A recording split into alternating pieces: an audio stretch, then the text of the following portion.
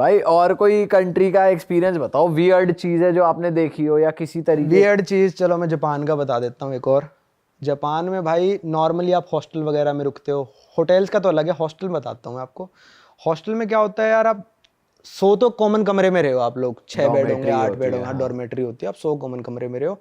तो उन हॉस्टल्स में भी यूरोप साइड क्या होता है, आपका बाथरूम अलग होगा, अंदर से आप लॉक कर लोगे उसको, आराम से करोगे जो भी करना है आपको, है ना। पर जापान में ऐसा नहीं है। जापान में मतलब मेजॉरिटी ऑफ हॉस्टल में वैसा ही मिलेगा, पर मैं एक गलती से एक हॉस्टल में रुक गया जहाँ पे ऐसा नहीं था।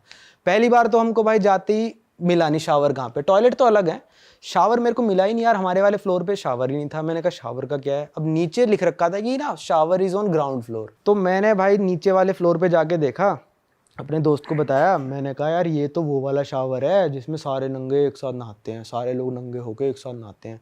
कह रहा साले चल ऐसा थोड़ी ना होता, पैसे दे रहे हैं हम हॉस्टल के, थोड़ा ना सबके साथ नहलाएंगे। मैंने कहा ऐसा ही है। वो खुद देख के गया, कह रहा भाई मैं तो नहीं नहा रहा। फिर हमको 3-4 दिन उसी हॉस्टल में रुकना था। मैंने कहा अब तो नहाना पड़ेगा भाई, अब कुछ नहीं हो सकता। और बात यह है कि भाई उनके जापानियों के सामने तो मैं नंगा हो जाऊं, अब भाई मैं अपने दोस्त के सामने कैसे नंगा हो जाऊं? तो सही है भाई यार ये तो अलग ही चीज है। ठीक है, अब आप लोग भी शायद नंगे ना होए हो एक दूसरे के सामने, मेरे को नहीं शायद पता। क्या होता है भाई, होए ही नहीं है भाई। नहीं होए ना, हाँ ठीक है। मैं भी नहीं हुआ था ऐसे किसी।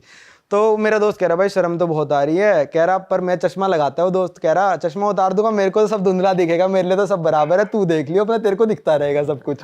तो भाई हम हिम्मत करके चले गए वहाँ पे। अब ऐसा वहाँ पे ये कमरा है जैसे, ठीक है, 3 दीवार है ना इसकी, तो ऐसे नलके लगे हुए हैं हर 2-2 फुट पे, उसमें से गर्म पानी आएगा, ठंडा पानी आएगा, वहीं पे आप अपना सोप लेके बैठ जाओ, या फिर सोप का वो लगा रखा होता है। तो चारों तरफ बंदे पार्टी डाल रखी है, पार्टी मतलब बैठने का, तो बैठने का बना रखा है। बैठो वहाँ पे, मग्गा आपको मिलेगा, मग्गे से डालते रहो पानी, और सब लोग ऐसे बैठ के नहा रहे हैं ऐसे। और अगर आपको शावर लेना है तो शावर लाइन से लगे हुए, उस शावर के नीचे जाके खड़े हो जाओ, और साइड में बंदा नहा रहा है आपके, मान लो 6 इंच दूर। पर्दे भी नहीं है, शावर पर्दे भी नहीं है, नहीं पर्दे भी। सामूहिक स्नान। और ये कॉमन वॉशरूम है मेल फीमेल का या फिर सिर्फ मेल? जो कॉमन वाला है मेल फीमेल का, वो कई सोनाज में मिल जाएगा आपको, पर हॉस्टल्स में नहीं मिलेगा। अरे जापान में है? हाँ जापान में है, कॉमन वाला भी है। अरे तेरी, कि वहाँ पे सब लोग जितने भी आएंगे मेल फीमेल सब लोग नंगे होके आएंगे। वहाँ पे फ़ोन लाना और टावल लाना कानूनन अपराध है। एक छोटा सा टावल देते हैं वो, अगर आपको ज़्यादा ही शर्म आ रही है तो यहाँ पे रख के बैठ जाओ, पर आप मतलब वो टावल को ऐसे ऐसे करके आना पड़ेगा जैसे आप छुपा के आओगे। ये तो लुच्ची पंती चल रही है भाई वहाँ ये पे तो सरासर बदतमीजी हुई। और नहीं, वहाँ पे लोगों को मतलब नहीं यार किसी से भी, अपना आके बैठेंगे, रिलैक्स करेंगे और चले जाएंगे, वो कुछ नहीं मतलब रखते एक दूसरे से।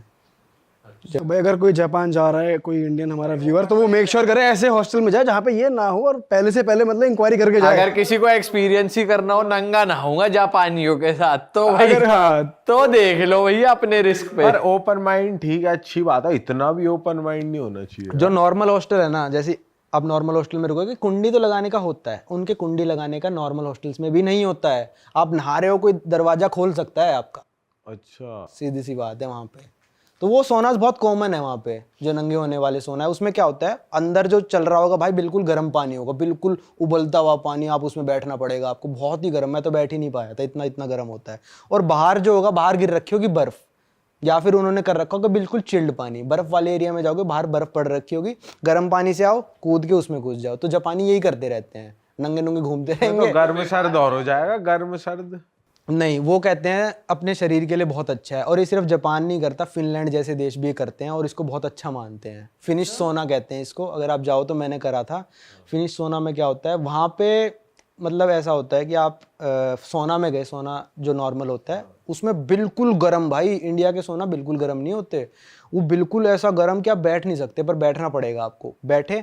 और ये सिर्फ सर्दियों में होता है वहाँ पे, जब -10-20 डिग्री टेम्परेचर हो जाता है। लेक में होएगा या फिर नदी में होएगा, जो जम रखी है उसका थोड़ा सा हिस्सा तोड़ देते हैं, वो अंदर से पानी निकल आता है, तो आप पूरे गर्म हो गए, आप भागते भागते आओगे बाहर, और उस बिल्कुल चिल्ड -5-7 डिग्री वाले पानी में कूद जाओगे। वहाँ पे लड़कियां भी साथ में कूदती हैं, आप भी, पर यूरोप में थोड़ा ऐसा है कि कपड़े पहन के कूदते हो, जापान की तरह नहीं है।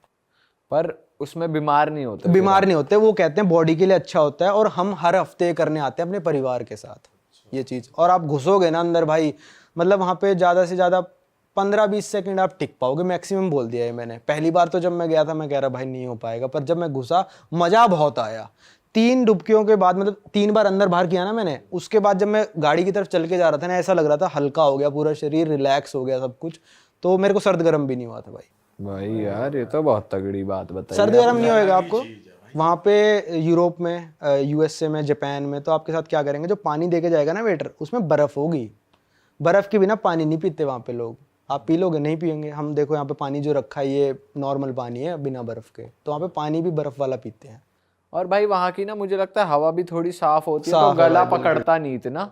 यहाँ पे आप जो थोड़ा सा कुछ कर लो तो यहाँ की हवा भी इतनी पॉल्यूटेड है कि आपका गला पकड़ा ही जाता है। भाई वहाँ तो बिल्कुल ही, मतलब मैं यूएसए में जब गाड़ी चला रहा था ना, मानोगे नहीं, मेरे को 40 किलोमीटर दूर जो पहाड़ है वो दिखने लग रहा है कि वो 40 किलोमीटर दूर है, क्योंकि मैंने नापा था गाड़ी चला के कि कितना दूर है वो।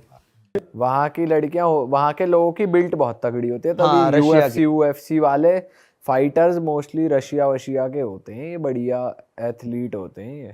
रशिया की एक और कहानी है, थोड़ी अलग है इससे तो, लड़कीबाजी से तो वो है भाई, रशिया में दुनिया का सबसे ठंडा गांव जहाँ पे लोग रहते हैं, वहाँ का टेम्परेचर जाता है भाई -71 डिग्री का रिकॉर्ड है। क्या बात कर रहे हो? और हर साल टेम्परेचर -65 तक जाता है भाई।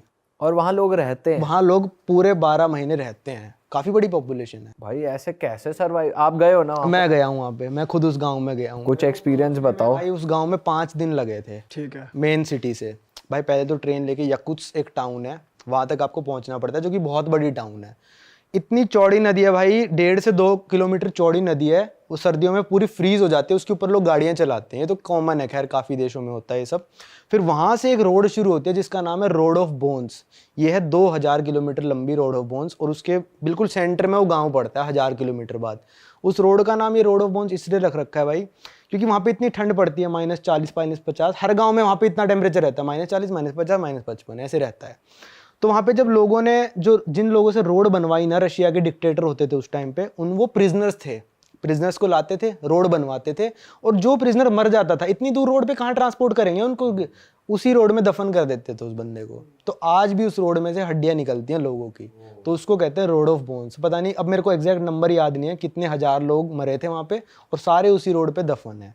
तो उस गाँव में मैं गया था, तब हो रहा होगा -40 45, -71 तो मतलब रिकॉर्ड है, और नॉर्मली -60 हर साल जाता है। तो वहाँ पे आप जाओगे ना, तो आपको एक सर्टिफिकेट भी मिलता है कि आप इस दिन पे आए हो और इस दिन इतना टेम्परेचर था।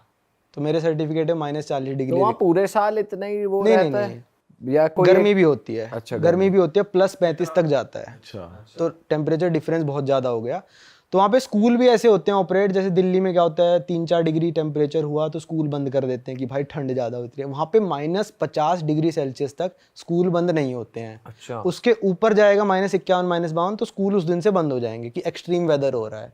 अब सोचो माइनस। और वहाँ के लोगों का लाइफस्टाइल कैसा लगा आपको? क्या दिनचर्या रहती है? मतलब जैसे यहाँ पे आमतौर पे कैफे वैफे या रेस्टोरेंट या लोग घूमने निकल पड़ते हैं, वहाँ तो अंदर ही रहते होंगे पूरा टाइम, या क्या सीन था?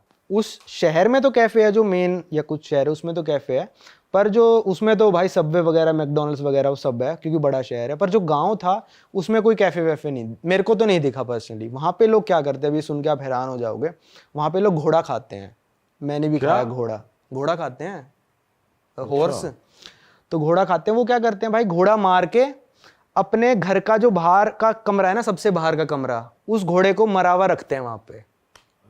और पूरे विंटर्स उस घोड़े में से थोड़ा थोड़ा निकाल के खाते रहते हैं। कच्चा उसे वो तो कर दोगे ना? नहीं, कई बार कच्चा भी खा लेंगे बिल्कुल, और कई बार थोड़ा सा पका के बिल्कुल थोड़ा सा पका के खाएंगे, ठीक है। और वो जो कमरा है ना, वो आप कहोगे भाई प्रिजर्व कैसे रहता है, वो -50 डिग्री होता है, उनको फ्रिज की जरूरत ही नहीं है। वो घोड़ा ऐसे ही पड़ा था उसके घर पे, मैंने वीडियो में भी दिखा रखा है। घोड़ा पड़ा है, मतलब थोड़ा सा, मतलब बिल्कुल वैसे करके जो काट कूट के रख लेते हैं ना, ऐसे बोरी कट्टा भरा है, उसके अंदर घोड़े का मांस है, और मांस निकालो ना, बिल्कुल ईंट है वो मांस एक तरह से, क्योंकि -50 में पड़ा है वो। तो उनको फ्रिज की जरूरत नहीं है, पर घर उनका अंदर से बिल्कुल गर्म रहता है।